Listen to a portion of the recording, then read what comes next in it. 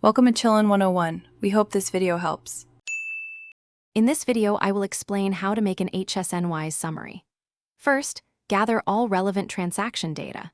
This includes every sales and purchase invoice from your specified reporting period. Make sure each invoice clearly details the items sold or purchased, along with their respective quantities and values.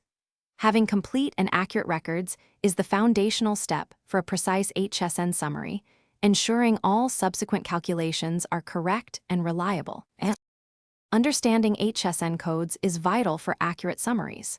HSN, or Harmonized System of Nomenclature, is an internationally recognized system that assigns a unique 6-digit or 8-digit code to nearly every product. These codes standardize product identification worldwide, simplifying trade and taxation processes.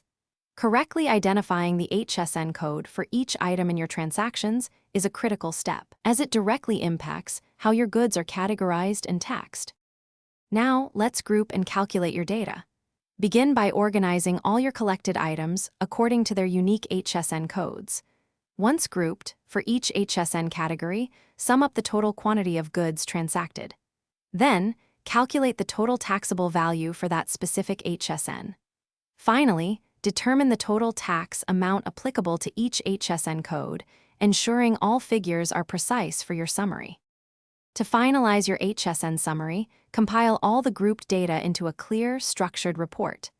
This report should include the HSN code, a brief item description, the total quantity, and the total taxable value for each category. Also, ensure you list the applicable tax rate and the total tax amount. Thoroughly review the entire summary for accuracy and completeness before using it for any official purposes.